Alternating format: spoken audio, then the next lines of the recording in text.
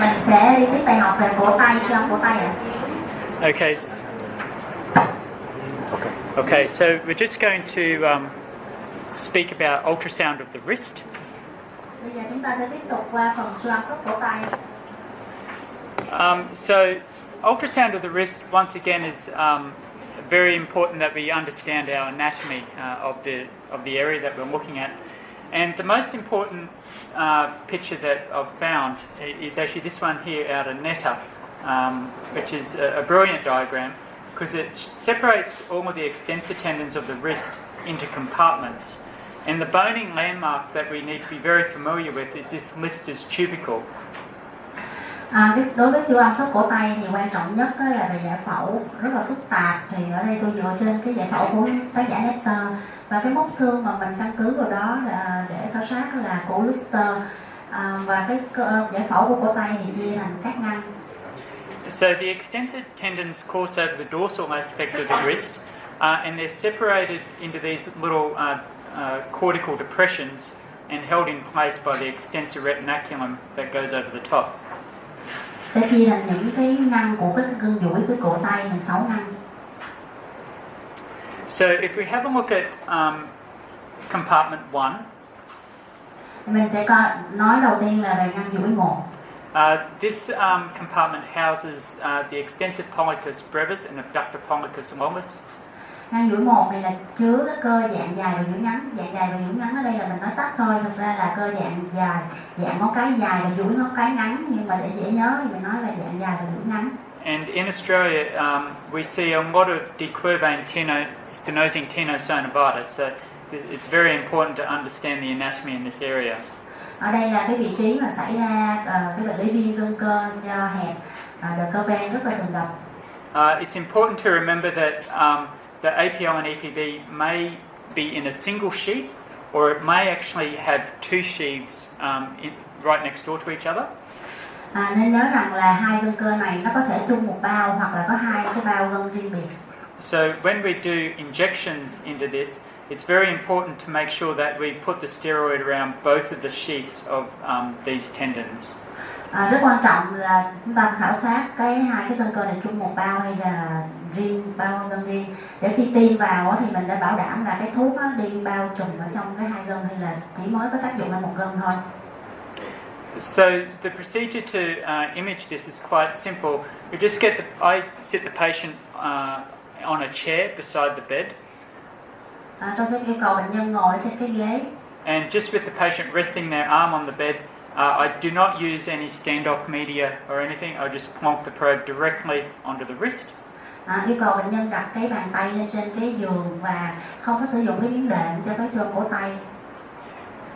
And you get this resultant image. So the APL is the larger of the two. Cái cơ dạng dài là cái cấu trúc dày hơn. And you can see that the EPB is right next door, and it looks like this is in a single sheath. Cái cơ duỗi ngắn, cái gân duỗi ngắn thì là kích thước nhỏ hơn và nó chung với một bao gân. But it's very common that there's a little separation just in here that you don't always appreciate until you start doing the injection. Và có thể là có cái hiện diện một cái vách của cái bao gân giữa hai cái gân này. So this is a case whereby we've got a thickening of the tendon itself.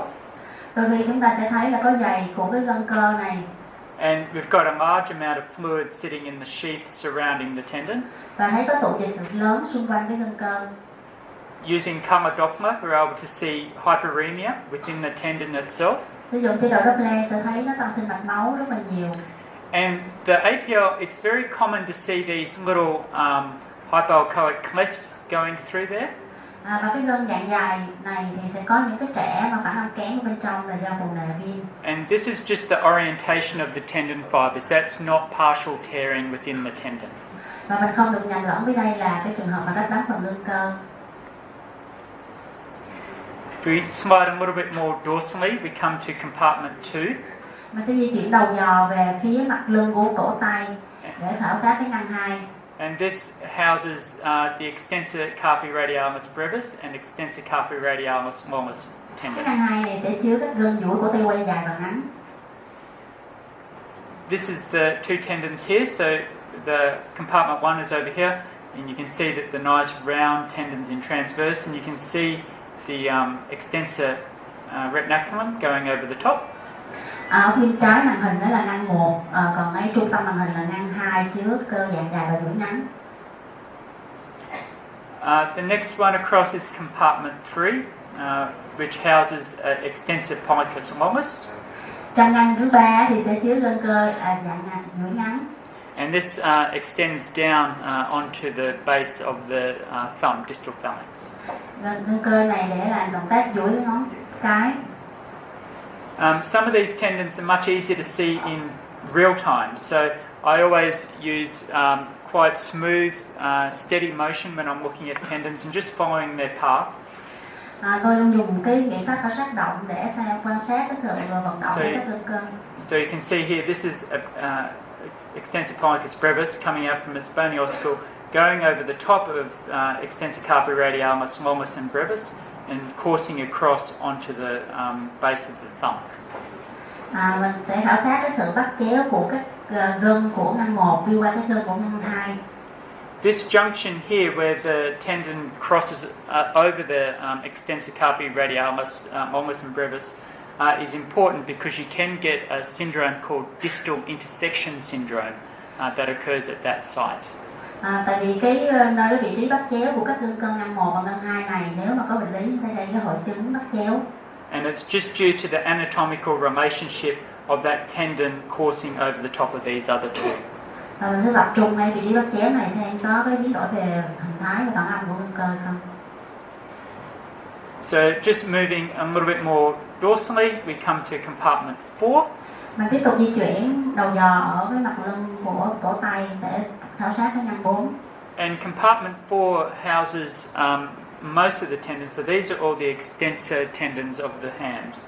Ngăn 4 này sẽ chứa các gân duỗi các ngón và duỗi ngón trỏ.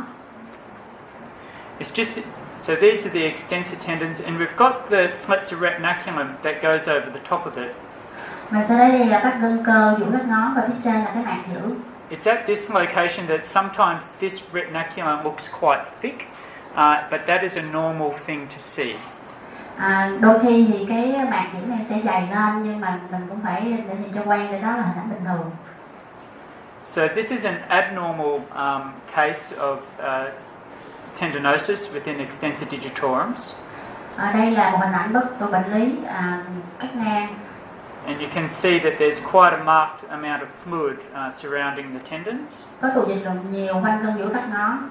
And in the longitudinal plane, this here is actually the extensor retinaculum, and we've got fluid proximally and distally to the retinaculum. Ở đây mình thấy là nguyên nhân là do dày cái mạc giữa cái gân duỗi, cho nên nó hạn chế cái sự di chuyển dịch của phần dưới chỗ dày và trên chỗ dày, nó tạo thành hai cái thùy. As we move across to compartment 5, this houses extensor digiti minimi. Ngăn thứ 5 là chứa cái gân duỗi ngón út. And that inserts onto the proximal end of the fifth middle and distal phalanx. Và nó gắn vào, bám tận vào đầu gân đốt giữa và đốt xa ngón 5. So once again, this is a very small tendon. Đây là một cái gân rất là nhỏ. And this is it here, just coming up and then coursing more towards the middle finger.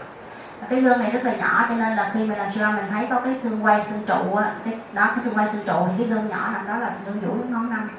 So as you can see, these tendons are very small, and we need to use dynamic scanning just to try and familiarise ourselves with that anatomy. A dynamic image is much easier to diagnose of than a static image. Mình dùng cái nghiệm pháp động để đánh giá được cái gân cơ đó là thuộc cái ngăn nào, chi phối với cái vị trí nào. This is a case where a patient presented and they had a snapping of their little finger when they moved it. Ở đây là một cái bệnh nhân có triệu chứng ngón tay gò xuống và ngón 5. And you can see that there's quite a bit of fluid around it. Ở đây mình thấy có một ít dịch của bao gân cơ. And in that dynamic scan, you could actually see the rotation. So that was accounting for the snapping that the patient was feeling. Cái dịch này nó bao quanh, nó làm viêm của cái gân cơ ngón 5. Next, we move across to compartment 6, which is extensor carpi ulnaris. Mình sẽ tới cái ngăn 6 chứa gân duỗi của tay trụ. and it's coursing down on the ulnar aspect of the distal wrist. Đường đi của nó là phía bên trụ. And it can be affected by tenosynovitis or also instability due to deficiency in this retinaculum that holds it together. Cái gân này thường là có bệnh lý là viêm đau cơ hoặc là mất vững. And by utilizing dynamic scanning, we're actually able to see if this tendon subluxes out of that groove. Mình sẽ làm những phát động để khảo sát cái sự sự trật của cái gân cơ này ra khỏi cái màu trụ. So once again, just using dynamic imaging, we're able to just watch the course of that ECU as it comes down from the distal wrist over the ulnar carpal joint and then extending down onto the phalanx. Mình đi đầu dò dọc theo đường đi của gân của tay trụ đi ngang qua khớp trụ quay. Thì mình thấy cái gân chạy. Another important structure that we can only see a little bit of on ultrasound and MRI is much better at looking at the deep portions of. Đối với cổ tay thì cấu trúc sâu thì MRI sẽ tốt hơn. Is the triangular fibrocartilage. Đây là cái khớp hở tam giác sợi sụn. And its main function is to provide stability to the ulnar aspect of the wrist. Cái cấu trúc này có tác dụng là giảm sóc giảm đệm cho phía trụ của cái cổ tay. And it absorbs the mechanical forces due to wrist axial loading. So it's like a shock absorber to the wrist. Đây là cấu trúc có thể tải cái lực khi mà cái cổ tay vận động nghiêng gập duỗi. But as you can see with ultrasound, we can only really see the superficial aspect of that cartilage.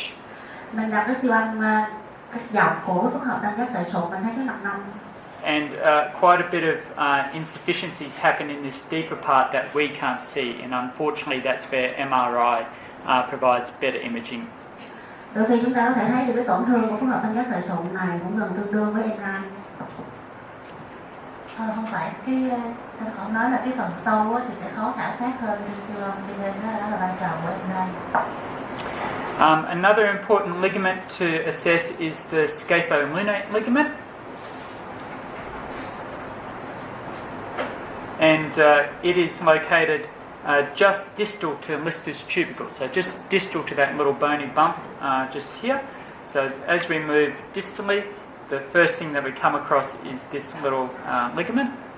Khi mình di chuyển đầu dò cắt ngang đi càng gần phía phía ngón tay thì sẽ để khảo sát cái dây chằng thùy nguyệt. And it's common for us to see hypoechoic thickening or tears or ganglia coming out from that joint. Đôi khi mình sẽ khảo sát được bệnh lý rách dây chằng hoặc là có cái nang ganglion ở vị trí này. So you can see here this little structure just here. This is the ligament just going between the lunate and the scaphoid. Đây là cái dây chằng nguyệt nối giữa cái xương nguyệt và xương thùy. So if we move along to the palmar aspect of the hand. Bây giờ mình sẽ khảo sát mặt lòng của cổ tay. So we've got the extensor flexor retinaculum extending across from the pisiform across to the hamate, and you can see that just here. Ở đây là mình sẽ khảo sát được mặt giữ gân gấp cổ tay. So it goes by two names, either the transverse carpal ligament or also the flexor retinaculum. Mình sẽ thấy cái mặt giữ gân gấp đó là nối giữa hai xương. And it's important because this is where the median nerve actually passes deep to that retinaculum. Mình phải nhận ra cái dây chằng mạc giữ gân gấp này, tại vì cái dây chằng cái thần kinh giữa nó sẽ đi dưới cái mạc giữ gân gấp này. So with patients with carpal tunnel syndrome, classically they get impingement or compression of the nerve as it comes underneath that retinaculum. Tại vì cái nguyên nhân gây ra hội chứng ống cổ tay thường là do cái tổn thương của cái mạc giữ gân gấp. And they get neural distributions or numbness or tingling in this aspect of the hand. But this is quite variable because everyone's nerves supply slightly different parts of the hand. So this is more the classical presentation for carpal tunnel. Thì nó sẽ chi phối cái vùng cảm giác như ở trên hình. Cái vùng chi phối cảm giác của mỗi người nó có thể khác nhau, nhưng mà đa số sẽ có cái vùng chi phối như này. So this is the nerve here, so you can see it comes up and then passes deep underneath that retinaculum and then goes down to supply the fingers. Đây là thần kinh giữa, nó sẽ đi hướng từ đầu về phía ngón tay và nó sẽ đi dưới cái mạch chỉ gân gấp, sau qua khỏi mạch chỉ gân gấp sẽ thông nhánh cho các ngón tay. And once again, you can see the individual nerves just going down, supplying the thumb and the two fingers here, and Thần kinh giữa also sẽ chi phối cho các ba cái ngón ngoài phía quay. and the radial aspect of the index ring finger. Thông nhánh về phía quay của từng ngón tay. So when we're looking at the median nerve, I just once again get the patient to pop their palm up. Mình sẽ yêu cầu bệnh nhân ngửa cái bàn tay lên. And with the transducer just in the crease of the wrist, we just scanned a short period before and after the retinaculum. Mình sẽ trượt đầu dò lên và xuống cái mạch chỉ gân gấp. And we assess that both in longitudinal and also transverse planes. Mình sẽ khảo sát mặt phẳng cách dọc và cách ngang. So this is the nerve here. So nerves are quite easy or are easier to identify in a transverse plane using a really nice smooth transducer movement. So as I said earlier, the nerves actually go up between the muscle planes. Thần kinh thì rất dễ khảo sát trên mặt phẳng cách ngang, mình sẽ thấy là nó di chuyển lọc với các cơ xung quanh.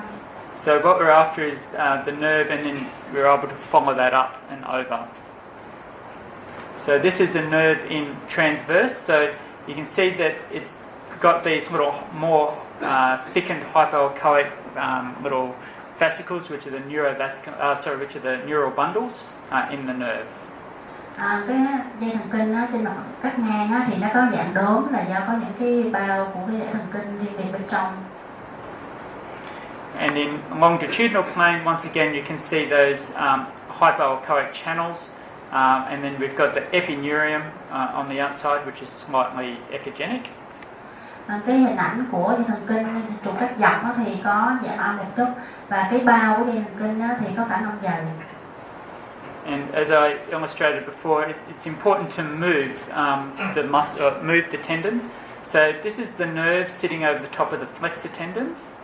Ở đây là mình sẽ làm việc phát động để coi sự di chuyển của gân cơ và cái thần kinh như thế nào. And what we want to see is a nice smooth movement of that nerve as we're just getting the patient to very gently flex and extend their fingers. Yêu cầu bệnh nhân gấp duỗi các ngón tay nhẹ nhàng để khảo sát sự di chuyển của gân cơ và thần kinh.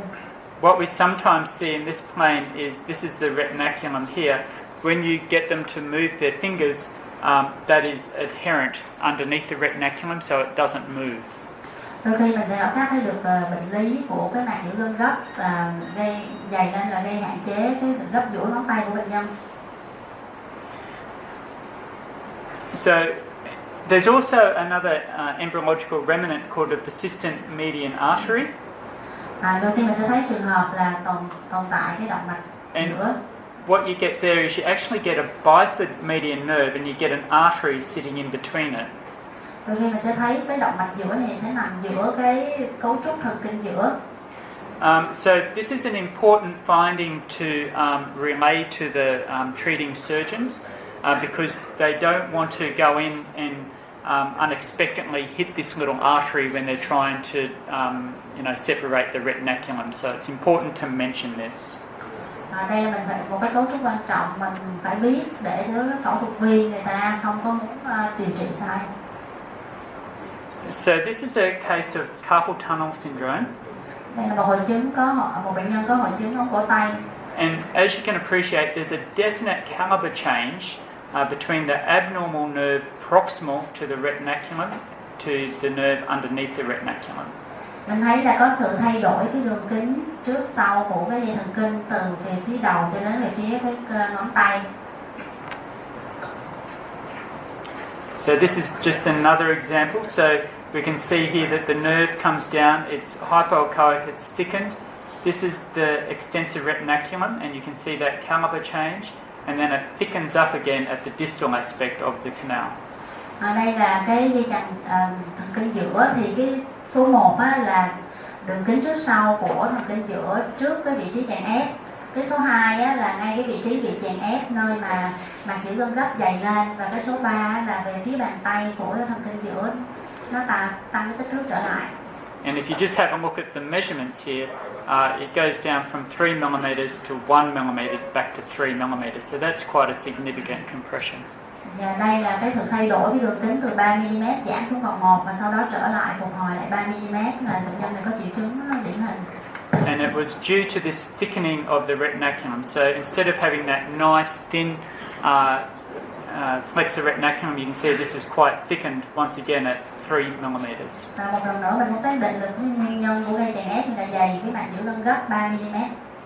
So the role of ultrasound in carpal tunnel syndrome is generally not to, it's just to confirm if there's anything else pushing against the nerve. Đối với siêu âm thì mình không cần phải xác định tất cả các nguyên nhân gây chèn ép thần kinh. In Australia, generally the patient or the doctors are happy to treat this clinically, but they refer for imaging if they're concerned that there might be some extrinsic compression on the nerve. Ở Úc thì các bác sĩ lâm sàng đôi khi cũng đã hài lòng với việc điều trị cho những bệnh nhân có triệu chứng rồi. Còn đối với những bệnh nhân mà người ta yêu cầu về chẩn đoán hình ảnh thì người ta muốn tìm hiểu những cái nguyên nhân bên ngoài chèn ép vào như là có chán chỗ hay gì đó. Because there's a number of cases whereby we've done the imaging and the nerve looks normal.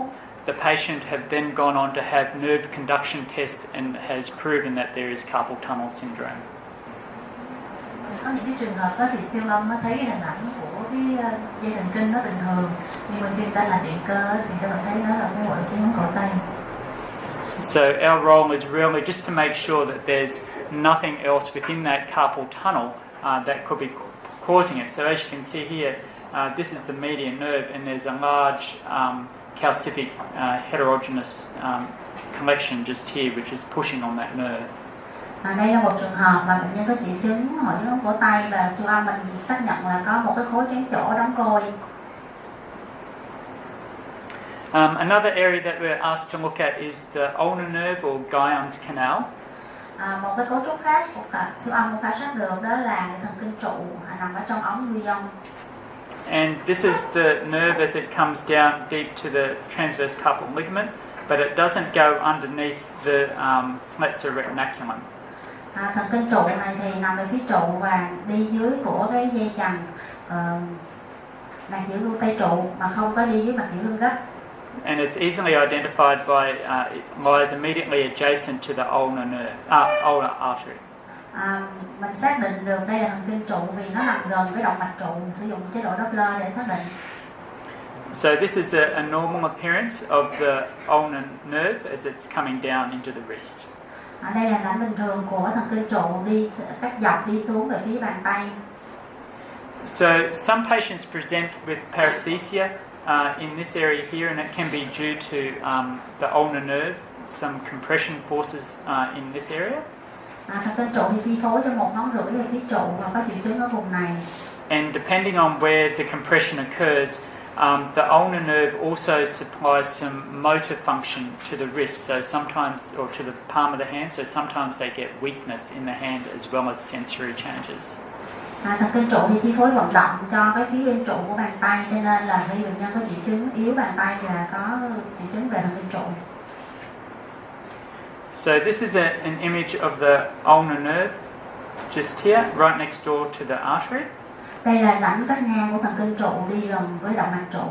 And compared to carpal tunnel syndrome, ulnar neuropathy is actually quite rare. Và bệnh lý của chèn ép thần kinh trụ thì rất là hiếm. So once again, we just need to make sure that there's nothing compressing on this little nerve that could be causing the symptoms. Và mình có thể dễ dàng xác định được cái nguyên nhân của gây chèn ép thần kinh trụ.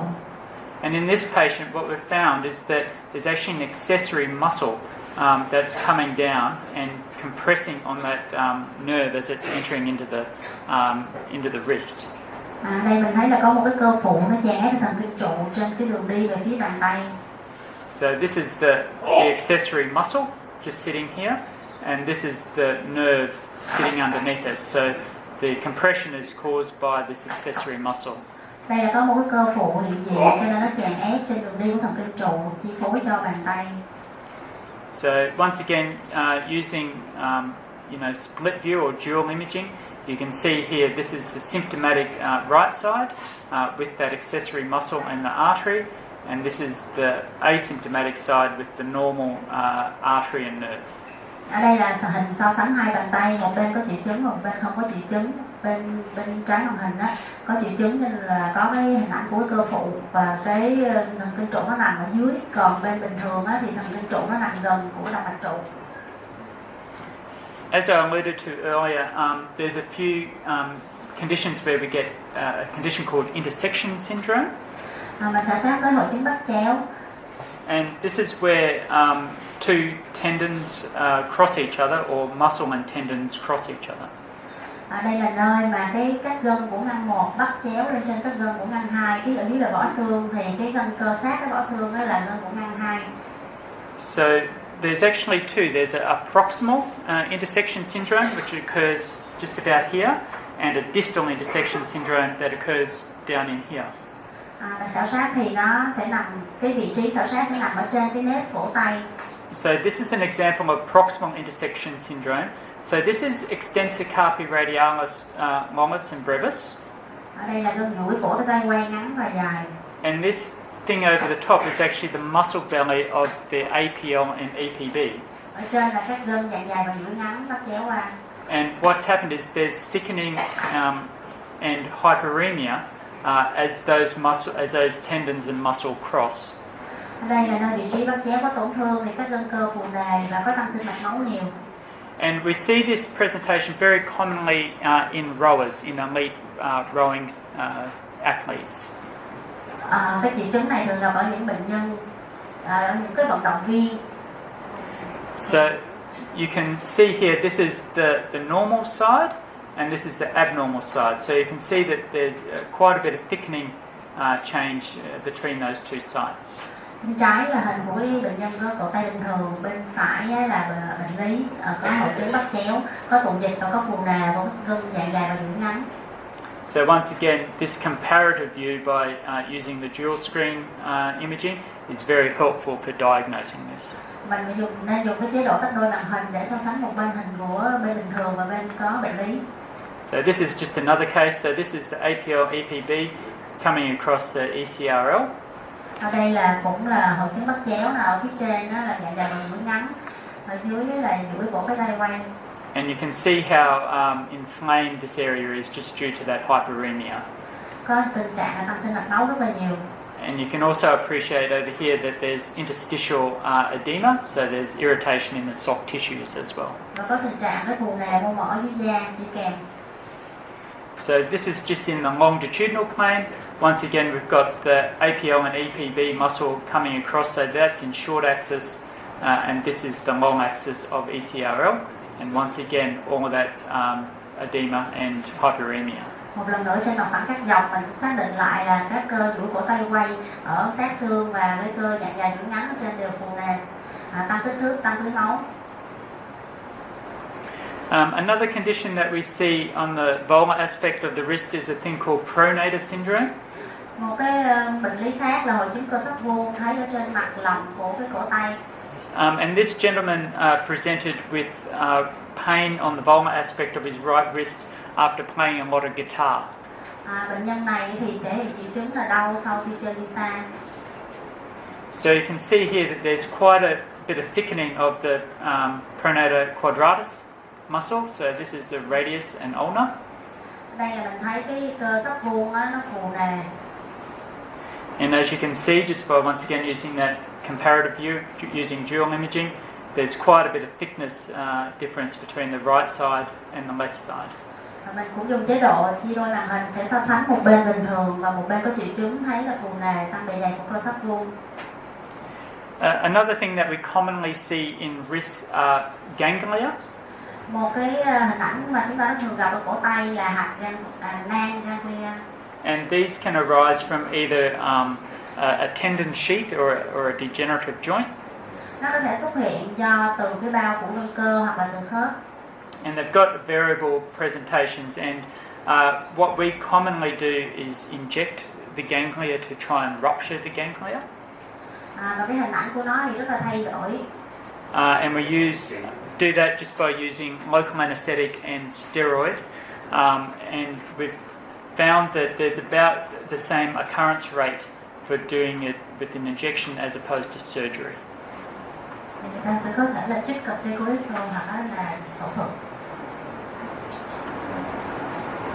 So, another common finding that we see in the wrist is gout, but we don't see as much gout in Australia as what I believe there is in Vietnam. Một bệnh lý khác mà Siêu có thể khảo sát được đó là bệnh thống phong, thì ở Việt Nam chắc nhiều hơn. So, there's 3 stages to gout. So we get the acute gouty arthritis, and the critical or intermediate gout, and also chronic or the tophosis gout. Gout thì có 3 giai đoạn viêm khớp cấp thống phong, hoặc là giai đoạn tạm nghỉ và giai đoạn mãn tính. So they've found that there's the double contour sign, which is sensitive for looking at crystalline arthrography. Thì siêu âm rất là nhạy để tìm ra dấu hiệu bò đôi lắng động của cái tinh thể lên trên cái sụn khớp. And we see that both in gout and also in CPPD, which is pseudo gout. Thì mình cũng phải phân biệt được là cái lắng động tinh thể đó là do nguyên nhân gout hay là do CPPD, là một tình trạng giả gout. And in a recent study done in the Journal of Rheumatology, they said that this double contour sign is very sensitive. Và một nghiên cứu đã chứng minh rằng là cái dấu hiệu bò đôi này rất là nhạy. But it wasn't very specific for either gout or CPPD. Đây là một dấu hiệu nhạy và đặc hiệu cho cái chẩn đoán là bệnh gút và bệnh CME. So their conclusion for trying to differentiate between the two was that if there's still clinical uncertainty as to which condition it is, they always recommended doing a joint aspiration. And that is something that we commonly do in Australia to try and figure out if there's gout. Vậy thì dấu hiệu này nó đặc hiệu như vậy, cho nên là các bác sĩ dựa vào đó để cho cái chỉ định là hút dịch. Cái nghiên cứu người ta để phân biệt cái gout và CPPD á, thì người ta vẫn chưa có kiếm được manh mối nào để phân biệt, nên là khuyến cáo mình là hút dịch khớp. So with the ultrasound, we're able to look for synovial proliferation or thickening, and also hyperemia. Thì bệnh lý này cũng gây tăng gây phì đại của bao bọc dịch và gây tăng sinh mạch máu. And we can use it for ultrasound guided joint aspirations. Và mình dùng siêu âm để hướng dẫn hút dịch khớp. But also equally important is we can just exclude that there's no other pathology going on. Và dùng để vào loại trừ những cái nguyên nhân bệnh lý khác. So this was an elderly patient who presented at our clinic a week ago, and she had sudden onset of redness, pain and swelling in her piezoquadricular joint. Đây là một bệnh nhân lớn tuổi và có triệu chứng ở cái cổ tay cấp. And you can see that there's quite a large amount of gout tophus just in that joint. Và mình thấy những cái nốt tô phi lắng động ở trong mô mềm ở khớp cổ tay. And this was the resulting X-ray on that, so you can see once again a lot of degeneration within the joint, lots of crystalline changes, bony erosion. So this lady also presented with a history of gout, so it was more of a case of is it gout or is it something else. Trên hình ảnh X-quang này mình thấy cái đống vôi của cái tô phi, và trên hình trước sau thì mình thấy có cái mòn xương của cái thoái hóa khớp. Thì hình ảnh này có thể là do nguyên nhân gout, có thể do nguyên nhân khác. Commonly we're asked to look at lumps in the wrist as well. So commonly it's going to be a ganglia, but we need to also be mindful of neuromas. Đôi khi bệnh nhân sẽ than phiền là có một cái u, một cái lồi đó trên một cái phần mềm, thì mình cần phải phân biệt và loại trừ một cái là nang ganglia hay là một cái u sợi thần kinh. So this is a patient who presented with a lump in their thenar eminence, just here. They had no previous trauma, but they had melanoma previously. Một bệnh nhân có cái u ở trên cái mô ngón cái. So the differential was, is this a melanoma met, or is there something else going on? Và bệnh nhân đó có cái tiền căn đó là bị u melanoma, cho nên bây giờ cần siêu âm để loại trừ nó có phải là melanoma hay không. So as you can appreciate, there's this hypoechoic mass within which corresponded to the lump. Mình siêu âm mình đã thấy một cái khối trắng trổ phản ánh kén nằm ở trên mô ngón cái. And it had vessels coming into it as well. Có tăng sinh mạch máu nhiều.